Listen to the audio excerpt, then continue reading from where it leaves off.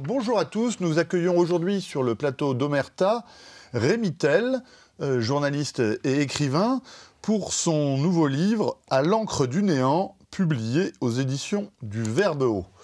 Alors, cher Rémy Tel, quand on lit votre ouvrage, qui est un recueil de chroniques, de textes présentés sur Radio Courtoisie, sur le site de France Soir,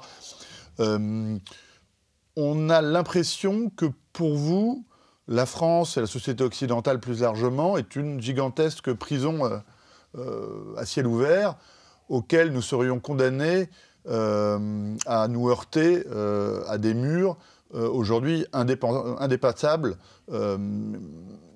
Est-ce que cette image vous sied ? Merci d'abord de me recevoir, Jérôme. J'en suis absolument ravi. Et oui, je crois qu'en fait, on assiste aujourd'hui à une espèce de grand emballement qui est celui de la société des machines et dans lequel la liberté humaine fait office de variable d'ajustement. Bernanos disait « la société des machines est elle-même une machine ». On pourrait compléter « l'homme, il fait office de rouage et pour que le rouage fasse son office dans une machine, eh bien, il doit être parfaitement ajusté. Il ne faut pas qu'il y ait de jeu et ce jeu-là, c'est la liberté humaine. Et donc, le temps passant, cette société occidentale qui se confond parfaitement avec la société des machines restreint petit à petit la liberté humaine. Et aujourd'hui, c'était une logique qui était sous-jacente et qui devient, je crois, pour beaucoup de nos compatriotes, manifeste. Vous avez cité Bernanos, mais vous citez aussi Simone Veil, Albert Camus, mais aussi Ted Kaczynski, alias Unabomber. Est-ce que cela vous étonne que votre génération redécouvre justement le Bernanos des écrits politiques et des pamphlets, Simone Veil, la philosophe, morte durant la Seconde Guerre mondiale, Albert Camus, qui à sa façon a aussi essayé de faire penser ses contemporains contre les facilités usuelles. Est-ce que cette découverte n'est pas une bonne surprise ? Cette redécouverte n'est pas une bonne surprise ? Oui, on pourrait considérer qu'on est dans des temps apocalyptiques au sens grec du terme, apocalyptein, le dévoilement, et donc se dévoilent des logiques qui préexistaient, mais dont on n'avait pas forcément conscience. Et ces grands auteurs, Gunther Anders, Albert Camus, Simone Veil, Ted Kaczynski, je lis en ce moment Nicolas Berdaïev, le philosophe russe, nous aident à penser la période que nous traversons et qui se caractérise par le fait qu'on ne sait pas ce qui nous arrive. Il y a un champ qui semble miné de toutes parts. Un jour, c'est sur des thématiques sociétales, la légalisation de l'euthanasie. Le lendemain, la fuite en avant guerrière. Et puis l'avant-veille, c'était les pandémies et la façon dont on s'en sert pour faire avancer un agenda politique. Et je crois que ces différentes crises que nous traversons, en fait, sont reliées par un fil rouge, qui est cet emballement là, de la société des machines, cette modernité à un stade un petit peu terminal. Ces penseurs de la modernité nous offrent des outils précieux pour comprendre justement l'époque que nous traversons. Alors, emballement d'une société des machines au service d'une culture de mort. On a presque l'impression qu'on serait revenir en l'an 1000 et aux grandes peurs. Est-ce que finalement notre société aujourd'hui n'est pas hantée quotidiennement par la mort ? Alors même que l'homme contemporain rejette cette possibilité de la mort. Et tout le débat sur l'euthanasie actuellement, ce que vous suivez de près, s'orchestre autour de cela. C'est-à-dire que c'est un débat qui ne pénètre pas la société française, on le voit, les tribunes, les prises de position, le débat à l'Assemblée n'intéressent pas les Français, mais en même temps, les sondages prétendent dire que les Français sont largement en faveur de l'euthanasie. Alors comment jugez-vous ce paradoxe et comment peut-on l'éclairer ? Ce stade terminal de la modernité, c'est celui du culte du néant, d'une certaine façon. Shakespeare disait « il faut embrasser ce qu'on ne peut éviter ». Et il y a la tentation chez beaucoup de nos compatriotes, face à l'obsolescence de l'homme, pour reprendre le terme de Gunther Anders, de se dire, eh bien, puisque nous sommes substituables, puisque nous devenons interchangeables, puisque nous sommes réifiés d'une certaine façon, eh bien, on traite l'homme comme on traite une chose. Et l'un des symptômes de ce phénomène, c'est cette culture de mort tous azimuts, au début de la vie comme à la fin. Et effectivement, aujourd'hui en France, avec ce projet de loi absolument terrifiant sur la fin de vie, où les professionnels du soin palliatif, nous disent que si la loi actuellement au débat au Parlement était votée, eh bien, pour des malformations cardiaques, pour des troubles graves du comportement, pour des troubles psychiatriques, pour des insuffisances rénales, demain, vous pourrez solliciter l'euthanasie pour le plus grand plaisir d'ailleurs du marché, de la logique de marché. On sait que la fin de vie est le moment de l'existence qui coûte le plus cher à la sécurité sociale et aux mutuelles. Les mutuelles sont très puissamment engagées là, dans le débat sur la légalisation de l'euthanasie, et on vend ça à l'opinion publique comme étant un progrès, une libération, la possibilité de disposer de son corps, ce qui est assez intéressant 3 ans après la politique sanitaire. Bon, je crois que là, on est face à une rupture anthropologique dure. Je regrette que ça suscite si peu l'intérêt dans le débat, et cette indifférence est en tant que telle un symptôme du problème auquel nous sommes confrontés. On en arrive à ce paradoxe que la direction des mutuelles chrétiennes de Belgique édite des guides pour aider ses adhérents à se faire euthanasier. Oui, et avec beaucoup de nos compatriotes catholiques, ou tout simplement qui témoignent d'un souci pour l'autre et qui se trouvent aujourd'hui en complète dissonance cognitive. Je pense par exemple à cette gauche qui défend fermement l'euthanasie, alors qu'on sait par les expériences internationales, que ce soit au Canada, aux Pays-Bas, en Belgique, que les plus précaires sont les premières victimes de la légalisation de l'euthanasie, parce qu'il y a ce poids insidieux qui se fait sur leurs épaules, considérant qu'il existe une solution qui permettrait de passer à autre chose, d'une certaine façon. Au Canada, aujourd'hui, on peut solliciter l'euthanasie pour détresse sociale. Et donc les plus fragiles, les femmes notamment, les personnes précaires, les personnes avec des passés d'abus sexuels, sont les premières victimes de l'euthanasie. Et donc on a beaucoup de militants en fait, qui se trouvent en situation complète de dissonance cognitive, qui s'apprêtent à permettre d'une certaine façon l'effacement de la société des plus fragiles d'entre nous, tout en prétendant défendre les plus fragiles. Je ne sais pas comment on peut se regarder dans la glace le soir. Alors ce fantôme de la mort n'est-il pas un des responsables aussi de l'effondrement démographique de l'Occident, puisque on sait que les chiffres des naissances sont devenus catastrophiques et qu'en fait, il y a maintenant une difficulté pour les gens à concevoir de transmettre la vie. Je ne parle même pas de ceux qui décident de ne pas avoir d'enfants pour protéger la planète. Mais même dans des milieux plus conservateurs, on s'aperçoit qu'il y a de plus en plus de difficultés notamment pour les femmes, à appréhender la question de la maternité, de la paternité et finalement de permettre la permanence démographique. C'est un vrai sujet avec une part d'inquiétude légitime. On organise la terreur matin, midi et soir sur différents sujets, la guerre, les pandémies, le réchauffement climatique. Il est assez logique finalement que de jeunes couples s'interrogent sur l'opportunité d'avoir un enfant dans un monde qui semble à ce point frappé par le chaos. Mais il y a aussi à nouveau cette grande dissonance, puisque Eve Wagerland a publié un ouvrage récent sur l'effacement des mères, notamment, et sur le refus de la maternité. Je crois qu'il est publié aux éditions de l'Artilleur, qui est passionnant, et elle démontre comment aujourd'hui on fait sous-traiter ce problème démographique à l'immigration, c'est-à-dire que les femmes françaises, par exemple, ou les femmes européennes de façon plus large, ne font plus d'enfants. Et pour parer à ce problème qui, évidemment, a d'énormes conséquences d'un point de vue social, d'un point de vue économique, eh bien, on fait venir on fait venir des femmes immigrées qui, elles, font des enfants. Et donc, à nouveau, ce sujet-là, en fait, s'inscrit dans une logique plus générale d'obsolescence de l'homme, d'obsolescence notamment de l'homme occidental. Vous évoquez également dans l'encre du néant ces jacqueries, ces révoltes que l'on voit depuis plusieurs années, des gilets jaunes aux agriculteurs, révoltes que le système économique et politique parvient à juguler.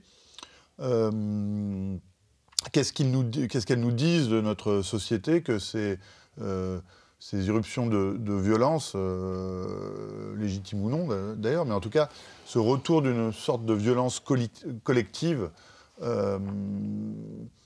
voilà, qu'est-ce qu'elle vous inspire ? Je crois que la modernité, et je le crois justement à la lumière de penseurs comme ceux qu'on a cités, mais crée des conditions intolérables pour l'homme parce que le monde va trop vite, il va trop vite dans tous les sens. Il est devenu impossible, ce qui est l'aspiration de tout homme depuis que l'humanité existe, d'être quelqu'un quelque part. La modernité agit comme un agent dissolvant sur les cultures, sur les relations sociales. Et tout ça crée beaucoup de frustration, beaucoup de désespoir, et donc, à la fin, beaucoup de colère, parfois justement et parfois injustement orientée.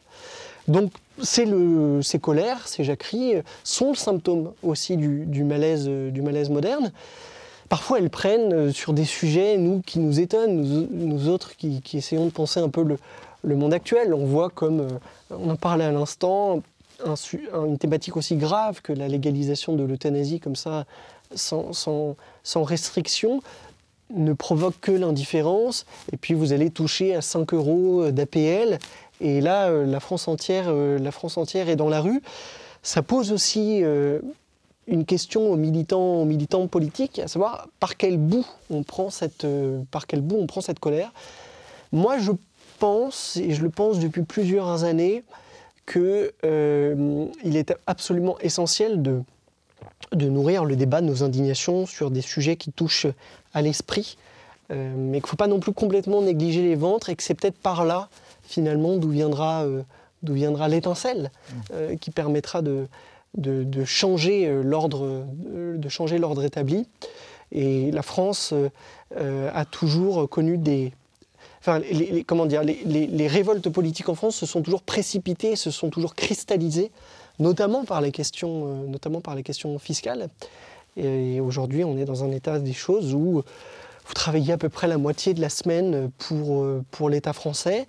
En face de cela, il n'y a plus de services publics, vous ne pouvez plus faire éduquer vos enfants correctement dans le système éducatif public. Vous vous rendez à l'hôpital, vous attendez des heures pour recevoir des soins qui ne sont pas des soins à la hauteur de ce qu'on devrait être en droit d'exiger avec un tel niveau de pression fiscale. C'est peut-être par là, finalement, que les bouleversements politiques verront le jour.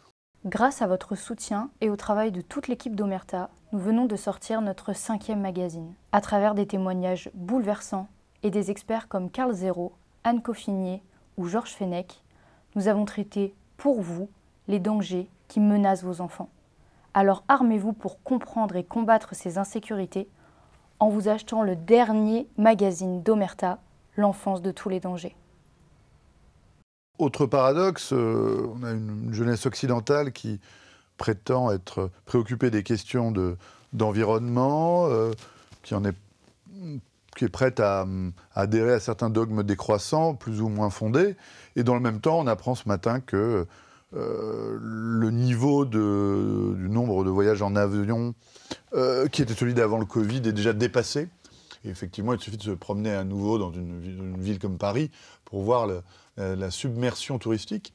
On a d'ailleurs beaucoup aussi d'articles sur tourisme. Un village comme Étretat en Normandie n'est plus accessible le week-end.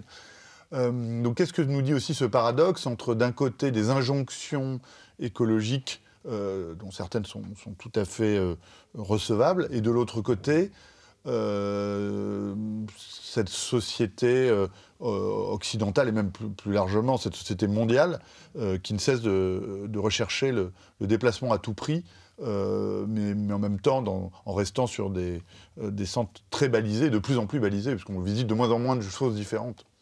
Oui, puisque c'est le grand formatage du monde. C'est ça d'ailleurs le sens des entreprises multinationales. C'est que vous soyez à New York, à Berlin, à Paris ou à Toulouse, vous pouvez retrouver le même café au Starbucks, par exemple. Donc on a une grande standardisation du monde qui n'est à nouveau qu'une autre expression de cet emballement de la société des machines. Il est très clair que l'homme contemporain, et a fortiori dans le monde occidental, n'en est plus à une contradiction près, avec d'une part cette espèce d'éco-anxiété. Je lisais encore dans mon entourage il y a quelques jours le mail de démission d'un salarié de l'industrie du jeu vidéo qui, constatant que l'entreprise pour laquelle il travaille pollue trop, décide comme ça après 15 ans de carrière de tout envoyer valser avec beaucoup de morgue et beaucoup de leçons administrées à ses collègues.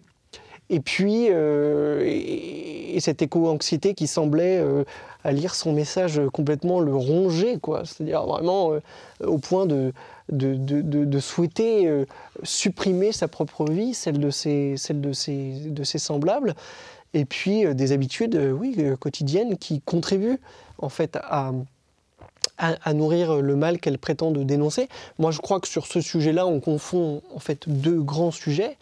Il y a ce sujet du climat, et dans lequel il faut, comme disait Koonin, je crois que c'est Stephen Koonin qui était le conseiller climat d'Obama, donc on ne peut pas accuser de climato-scepticisme. Il faut accepter la part d'incertitude, et puis peut-être aussi devenir un peu plus modeste, parce que au fond, considérer que l'homme est responsable à 100% du changement climatique, c'est s'attribuer aussi une importance que peut-être nous n'avons pas dans le cosmos au sens large du terme.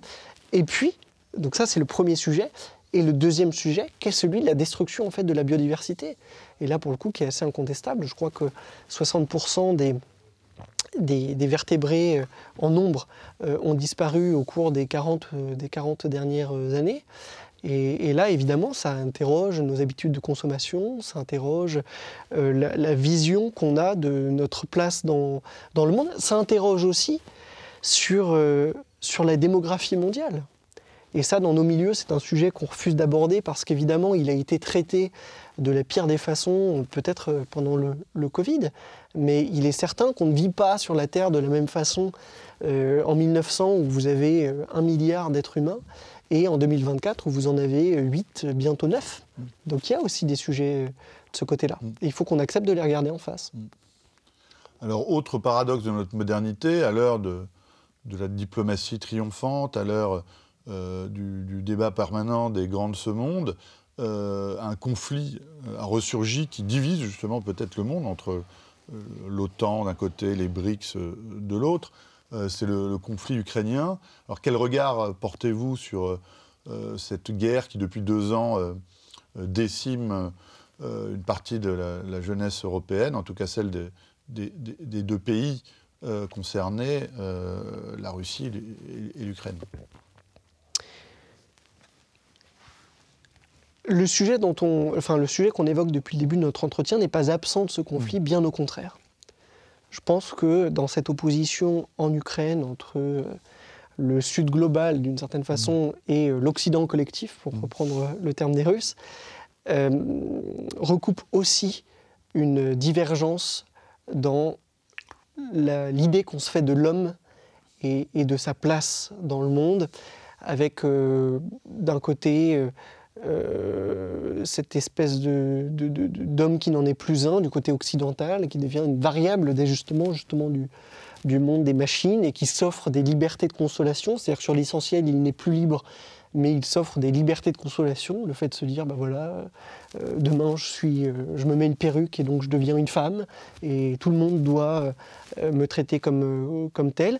Et puis de l'autre, des pays qui cultivent encore une culture, justement, un certain sens de la transcendance. Et je crois que cet affrontement-là, cette dichotomie, elle se cristallise aussi de façon militaire dans le conflit ukrainien. Conflit ukrainien qui sert de diversion aux puissances occidentales, parce que leur modèle est arrivé à bout de souffle, parce que cette société des machines crée énormément de mal-être, de déséquilibre en réalité. Elle a apporté beaucoup de force depuis 250 ans à nos pays. Elle a à peu près mis en échec la famine, les épidémies, en partie les conflits. Mais elle a aussi créé un certain nombre de fragilités à nouveau, parce qu'elle crée des conditions de mal-être psychologique, d'affrontement culturel. Et comment dire, et instrumentaliser la guerre, c'est aussi un moyen d'échapper à ce constat. Et on est là dans une période de très très grande tension. On ne sait pas ce qu'il pourrait advenir de nos enfants, des Français demain. Moi, je crois que l'oligarchie au pouvoir en Occident est tout à fait prête à sacrifier nos populations sur l'autel de ce conflit en Ukraine, comme elle a déjà d'ailleurs sacrifié le peuple ukrainien en large part. Donc on est dans un moment d'extrême tension. Je crois qu'il y a un texte dans ce livre qui s'intitule « Il joue à la guerre avec une légèreté d'enfant ». Eh bien, on y est plus que jamais. Alors, au milieu de toutes ces ruines, au milieu de cette société qui est fondée sur un profond mal-être collectif, est-ce que vous voyez des raisons d'espérer? Est-ce que vous voyez des moyens de résister? Quelle réponse le jeune intellectuel que vous êtes a envie d'apporter à ses lecteurs et à nos contemporains? Des raisons d'espérer, déjà oui. Il se trouve que pour des motifs familiaux, et puis j'ai parcouru plus de 60 000 km sur les routes de France au cours de l'année passée, et j'ai vu partout des gens qui tiennent malgré la guerre qu'on mène contre eux, et qui maintiennent des solidarités locales, un savoir-faire, une forme de génie français. Le décalage entre le pays légal et le pays réel n'a jamais été aussi important. Et il y a un peuple qui reste debout, même si on ne le voit pas et même si on ne le montre pas. Et je crois que l'une des solutions, c'est justement de le montrer. Parce que quand on le montre, eh bien, il y a une conscience collective qui se recrée, on redresse la tête, et cet asservissement qu'on tolère aujourd'hui bien trop, eh bien, deviendra intolérable. Et d'une certaine façon, l'intendance suivra sur la forme politique que ça prendra et sur les moyens, les voies et moyens pour chasser les monstres. Antonio Gramsci avait ce mot célèbre, le vieux monde se meurt, le nouveau monde n'est pas encore advenu, et dans ce clair-obscur surgissent les monstres. Ben voilà, nous sommes face aux monstres, nous devons chasser les monstres, et nous avons encore des trésors d'intelligence, des trésors d'âme pour y parvenir. Donc moi, je ne désespère absolument pas de la France. Il est certain que nous y parviendrons. La question qui se pose à nous, c'est quand et à quel prix. Et notre devoir, c'est que le prix soit le moins élevé possible. Et est-ce que vous voyez certaines digues mentales politiquement évoluer, sauter? Est-ce qu'il n'y a pas quand même aujourd'hui une prise de conscience que le modèle défini et défendu par les élites européennes actuelles est à bout de souffle?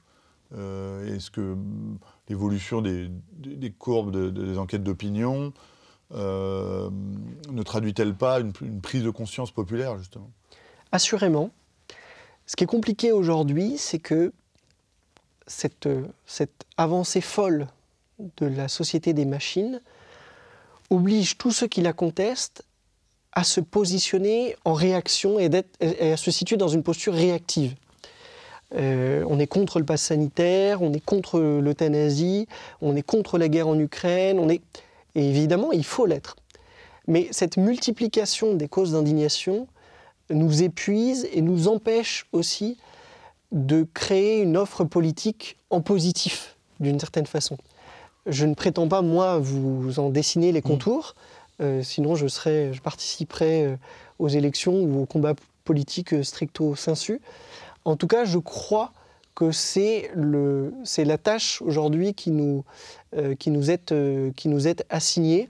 C'est un moment qui est particulièrement difficile. Voilà, les coordonnées du problème ne sont pas si simples à saisir, mais il faut qu'on ait une alternative en tête. Et le préalable est déjà engagé, à savoir la transformation des consciences, la conversion des cœurs. Regardez, même d'un point de vue plus spirituel, en 2024, on a plus 30% de catéchumènes par rapport à 2023, qui avait déjà été une année record en la matière. Donc, quelque chose se passe, et il ne faut pas désespérer du fait que ça aura un débouché politique. Bah écoutez, Rémy Tel, merci beaucoup merci, en tout cas Jérôme. de cette note d'espoir. Merci pour vos écrits. Merci d'être venu les présenter pour Omerta. Et donc, je rappelle le titre de votre dernier ouvrage, votre nouvel ouvrage plutôt, parce qu'il y en aura des suivants, à l'encre du néant, aux éditions du Verbe Haut.